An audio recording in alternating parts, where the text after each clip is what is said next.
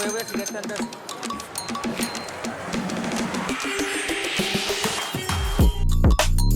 Welcome to NVL Travel Documentary.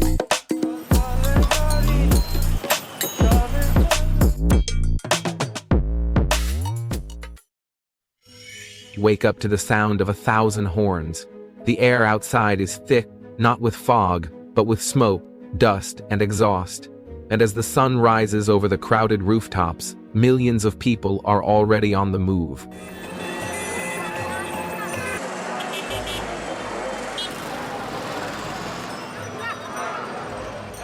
Not for leisure, not for adventure, but simply to survive. This is Dhaka, the heart of Bangladesh. A city where 20 million people live side by side, shoulder to shoulder, breath to breath, in what's now considered one of the most polluted and densely packed places on Earth. But here's the contradiction.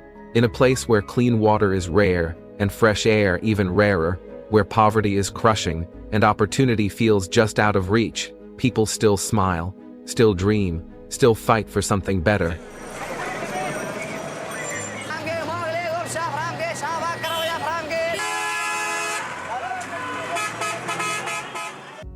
So here's the question. How does life go on when the world around you seems to be falling apart? And more importantly, what can we learn from those who live in the harshest conditions, yet still refuse to give up? Let's find out together. Number 1, Bangladesh, the battle for survival in a world of chaos. Over 170 million people squeezed onto a narrow strip of land. Streets packed like sardines. Air so thick with dust it feels like breathing through a cloth. But in the middle of all this chaos, are people fighting to live, every single day. Welcome to Bangladesh, a country bursting at the seams with life, struggle, and resilience. And at the heart of it all lies Dhaka, the capital city. A place that doesn't just beat to the rhythm of honking horns and hurried footsteps, but to the pulse of millions pushing through the noise to make it to tomorrow. This journey isn't just about visiting another place on the map. It's about stepping into someone else's shoes, walking their streets, breathing their air, feeling their weight, so we don't just see how they live, but truly understand what it takes to survive here. You see, Dhaka isn't just crowded. It's one of the most densely populated cities on the planet. As of early 2025, more than 23 million people call this bustling metropolis home. That's like cramming the entire population of Florida into a city smaller than Houston. And with nearly 12,000 people living per square kilometer, finding space to breathe is a luxury. But it's not just the crowds. The air itself is an everyday battle. According to the World Air Quality Index, Dhaka consistently ranks among the top 5 most polluted cities worldwide, with PM 2.5 levels. That's the really dangerous stuff you can't even see, often soaring to 6 or even 7 times the recommended safe limit. Imagine waking up every morning knowing the air outside is slowly hurting you. Yet still, life must go on. So, why are we here? Because behind every statistic is a face, a name, a story. We're here to uncover those stories, to meet the street vendors who rise before dawn to sell tea by the roadside, the garment workers who stitch clothes for the world on wages of just a few dollars a day, the children weaving through traffic, selling flowers, not because they want to, but because they have to. This journey is about more than observation. It's about connection, about shedding light on a reality many turn a blind eye to. It's about witnessing human resilience, raw, unfiltered, and relentless, in a place where survival itself is an act of quiet rebellion. So let's dive in past the noise, through the dust, and into the heart of Bangladesh. Because sometimes, the most powerful stories are born in the most unexpected places. Number 2, overpopulation, Dhaka's struggle with space and sanity. Now, let's talk about what might just be Bangladesh's biggest challenge: overpopulation. To put it into perspective, Bangladesh is only about 1/4 the size of Vietnam, yet it's currently the 8th most populous country in the world, with over 170 million people crammed into a land area barely bigger than the state of Iowa. Imagine trying to fit nearly half of the United States population into a country the size of West Virginia. Yeah, it's that intense. And at the heart of this density crisis, this city alone is home to more than 20 million people, and that number keeps growing every day. It's like trying to squeeze the entire population of New York City, Los Angeles, Chicago, and Houston into one sprawling maze of traffic, high-rises, slums, and endless construction. So what happens when there are just too many people in too little space? First, housing. You'll find entire families, 5, 6, sometimes even 7 people, packed into a tiny 10-square-meter room that's smaller than most parking spaces. Privacy? Non-existent. Comfort? A dream. And when night falls, beds become floors and kitchens become bedrooms. Second, the strain on basic infrastructure. Electricity outages are a daily headache. Water? Not always clean, not always available. Schools are overcrowded. Hospitals are overwhelmed. And as for transportation, buckle up, because Dhaka's traffic is not for the faint of heart. Picture this: jam-packed buses with people hanging off the sides, rickshaws weaving through chaos, motorbikes darting like fish in a school, and cars stuck in traffic jams that last for hours. Add in a constant chorus of honking horns, and you've got a symphony of stress. It's loud, it's dangerous, and it's pushing the limits of sanity and safety. The Great Migration. Every year, hundreds of thousands of people leave the countryside and head to Dhaka, chasing the promise of work and a better life. But what they often find is a new set of struggles. With nowhere else to go, many end up in rapidly expanding slums, where clean water, sanitation, and security are all in short supply. This uncontrolled urban migration is turning the city into a pressure cooker, and the longer the pot boils, the closer we get to a crisis point. But here's the thing: amid the chaos, people still dream, still strive, still believe in a better future. And that's what makes Dhaka so unforgettable, not just the crowds, the chaos, or the concrete, but the incredible will of its people to rise, no matter how heavy the weight. Number 3. Pollution. Dhaka's silent enemy. If overpopulation is the pressure, then pollution is the silent poison. And in Dhaka, it's not just a health issue, it's a daily battle against an invisible enemy. Let's talk about the air, or more specifically, what's in the air. As of early 2025, Dhaka consistently ranks among the top 5 most polluted cities in the world, according to the World Air Quality Index. The levels of PM 2.5, that's the fine particulate matter so small it slips deep into your lungs and even into your bloodstream, are dangerously high. On many days, the air quality index shoots past 300, a level considered hazardous to everyone, not just those with health issues. So where's all this pollution coming from? It's a mix, and none of it is pretty. First, the traffic. Remember the chaos we talked about? Now imagine most of those vehicles are old, outdated, and barely holding together. Diesel engines belching out thick black smoke, rickshaws retrofitted with illegal motors, buses with no filters. It's like the entire city is stuck in a smoggy time warp. Then there's construction, constant, uncontrolled, and everywhere. High-rises go up overnight. Dust clouds fill the air by day, and with few regulations being enforced, construction sites turn into pollution machines, blanketing neighborhoods in layers of grime. And we can't forget the factories. Bangladesh is one of the world's largest exporters of textiles, and while that fuels the economy, it also fuels pollution.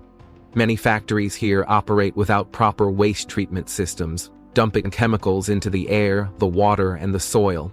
It's industrial growth without guardrails, and the environment is paying the price. What's worse, there's no escaping it.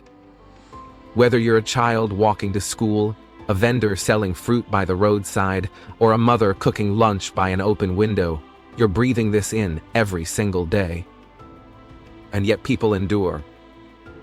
They tie scarves over their faces, they keep going, because in Dhaka, giving up is never an option. But air isn't the only thing poisoned in Dhaka. the water tells a story too, one that's murky, heartbreaking, and hard to swallow. Let's talk about the Buriganga River, once the lifeline of the city, now a flowing graveyard of waste. This river used to be Dhaka's pride, a place of trade, travel, and tradition. But today it runs black as ink, choked with raw sewage, industrial chemicals, plastic waste, and rotten debris. Stand near its banks, and the stench alone is enough to turn your stomach. And yet for thousands of people, this toxic river is still part of daily life. Every morning, you'll see women washing clothes by the shore, children splashing in the filth, men rinsing vegetables meant for the market, not because they want to, but because they have no other choice. Clean water is a luxury, and for many, this river, no matter how dirty, is all they've got. So how did it get this bad? The answer, again, lies in unchecked growth. Factories, especially those in the textile and tanning industries, discharge tons of untreated wastewater directly into the Buriganga. On top of that, household sewage, much of it unfiltered, is funneled into the same water. There's no proper drainage, no oversight, just millions of liters of pollutants dumped into a river that was never meant to carry this kind of weight. According to environmental studies published in late 2024, over 60% of Dhaka's surface water is now considered unsafe for human use, and yet people are still forced to use it, to wash, to clean, and in desperate cases, even to cook. It's not just a health crisis, it's a crisis of dignity, a daily gamble between survival and sickness. And through it all, the river keeps flowing, heavy with sorrow, silent with secrets. And if the air is choking and the rivers are drowning, then the streets of Dhaka are suffocating under the weight of something just as destructive. Everywhere you look, the signs are there. Plastic bags tangled in trees, piles of garbage clogging narrow alleyways, bottles and metal scraps floating downstream, riding the current like forgotten messages. It's not just unsightly, it's a crisis hidden in plain sight. The core problem? There's simply no effective waste management system to handle the mountain of garbage the city produces each day. Think about this. As of 2025, Dhaka generates more than 6,000 tons of solid waste every single day. That's enough trash to fill over 300 garbage trucks daily. And yet, much of it is never collected. There aren't enough disposal sites, the infrastructure is outdated, and informal collection systems can only do so much. So what happens to all that waste? It ends up wherever it can, on sidewalks, in open drains, across railway tracks, and most tragically, in the rivers and canals that once gave life to the city. In the slums, trash piles up near homes, attracting disease and despair. But here's the thing, this isn't about laziness, it's about lack of options. When a city grows faster than its systems can handle, even the simplest things, like throwing something away, become a struggle. And when plastic, metal, food scraps, and hazardous waste all end up in the same place, it's not just an eyesore, it's a health hazard waiting to explode. Still, amid the mess, people find ways to adapt. Some dig through the trash looking for recyclables to sell. Others try to burn it, creating smoke that only adds to the air pollution. It's a cycle, a desperate loop, where solving one problem just feeds another. And yet, through all this, life in Dhaka doesn't stop. Because for its people, resilience isn't a choice, it's a way of life. Number 4. Korail Slum. Life in Dhaka's forgotten world. Korail Slum, the largest informal settlement in Dhaka, is more than just a neighborhood. It's a world of its own, a forgotten world. Here, over 40,000 people live packed together in less than a square kilometer. That's tighter than some music festivals. Except this isn't temporary. This is home. A home without reliable electricity, without clean running water, without proper toilets. Just survival, stacked wall to wall. Picture this, narrow walkways barely wide enough for one person, winding through a maze of shacks built from rusted tin sheets, rotting wood, and patchy plastic tarps that leak with every drop of rain. Roofs held down by bricks. Entire families sleeping on dirt floors. Privacy is a luxury. In silence, that doesn't exist. But even in these conditions, life goes on, and people hustle hard. The adults here take on whatever work they can find. Some pull rickshaws under the blazing sun, some haul bricks and cement at construction sites, while others snacks and phone cards on the street corners. Many women work as domestic helpers, walking hours to clean homes they could never afford to live in. And the children? Their innocence is traded for income. Instead of sitting in classrooms, many kids here scavenge through garbage for recyclables, shine shoes, sell puffed rice or candies at traffic lights, or worse, work long hours in unregulated mini garment workshops, stitching clothes for people who will never know their names. Education feels like a dream, one that keeps drifting further away. And with poverty packed so tightly, disease spreads like wildfire. Korail is a breeding ground for illness. Diarrhea, respiratory infections, dengue fever, tuberculosis, and malnutrition are part of daily life. Clean drinking water is scarce. Mosquitoes breed in stagnant drains. Medical care, too expensive, too far, or simply unavailable.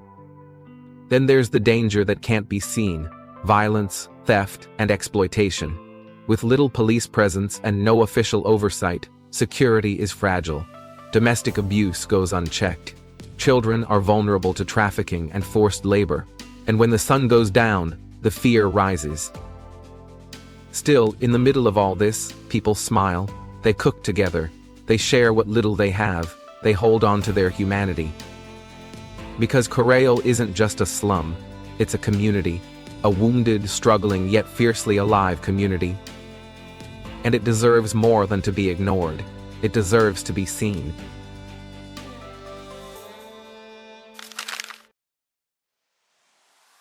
Number 5. Education and healthcare. The struggle for basic rights. Across the city, especially in low-profile neighborhoods and slums, schools are overcrowded and under-resourced.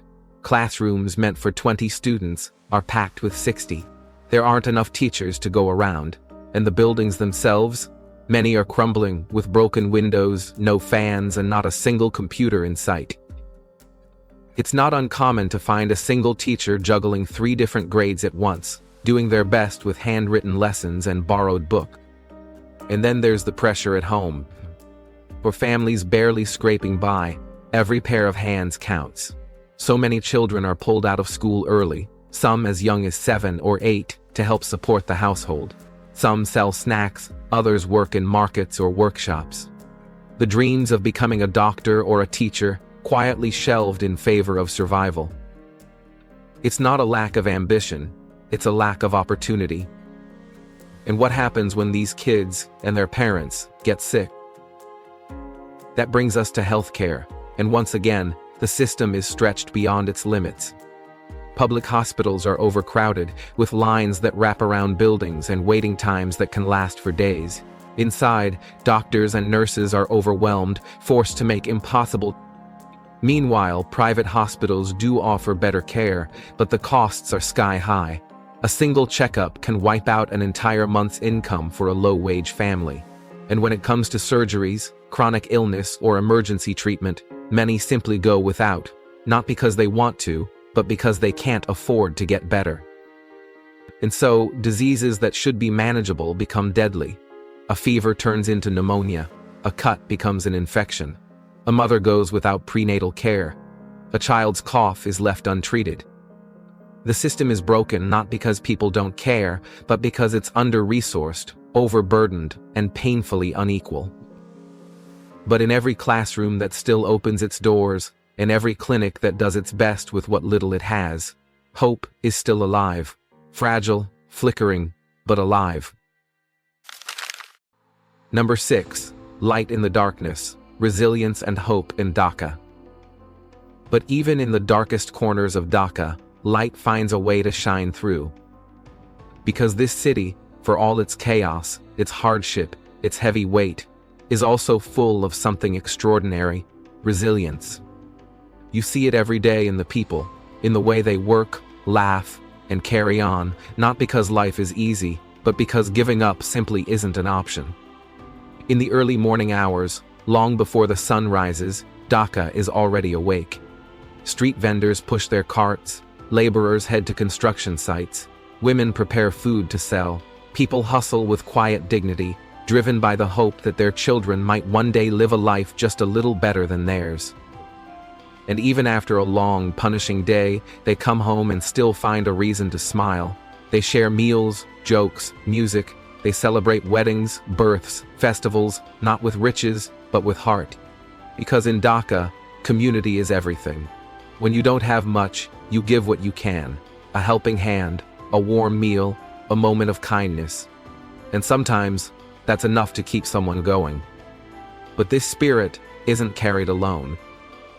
Across the city, non-governmental organizations, NGOs, are working quietly but powerfully to uplift these communities. There are free schools popping up in the heart of slums, where barefoot kids with notebooks too thin and dreams too big sit cross-legged, learning the alphabet, learning to count, learning that they matter. There are mobile clinics weaving through back streets, bringing doctors and medicine directly to the people who need it most, those who've long been forgotten by the formal healthcare system. There are programs teaching women how to sew, how to bake, how to start a tiny business from nothing but willpower and a borrowed sewing machine. Some of these women become tailors, others run food stalls. All of them become something they never imagined they could be: independent. It's not perfect, it's not enough, but it's something. And sometimes, something is all you need to light a fire in the dark. So yes, Dhaka is crowded, it's polluted, it's loud, it's hard. But it's also alive with love, strength, and the kind of human spirit that refuses to be broken. And that, more than anything, is what makes this city unforgettable. So what is Bangladesh, really? It's easy to call it a poor country, an overcrowded city, a place drowning in problems. But that's only part of the truth. Because if you look deeper, past the traffic, beyond the pollution, underneath the chaos, you'll find something far more powerful. Over 170 million souls, each with their own story. Some heartbreaking, some inspiring, all real. People who don't just live, they fight, they strive, they hope. Yes, Dhaka is crowded. It's loud, it's raw. But it's also alive with laughter, built on resilience, and held together by the unshakable will of those who refuse to give up. This isn't just a travel destination. It's a world within a world, one that challenges you, moves you, and maybe even changes you. And that's what we're here for, not just to visit but to understand, to shine light on stories that deserve to be seen. You might see poverty, pollution, and pain, but if you look closer, you'll also see kindness, resilience, and a spirit that never gives up. That's Bangladesh. And that's a story worth telling. If this journey touched you, sparked something in you, or simply opened your eyes to a different corner of the world, feel free to share your thoughts below. I'd love to hear what moved you most. And if you'd like to keep exploring the world with me, not just the postcard views, but the real stories behind them, you're always welcome to subscribe to NVL Travel Documentary. No pressure, no big ask, just more stories like this, told with heart. Thanks for watching. And as always, keep traveling with your eyes open and your heart even wider.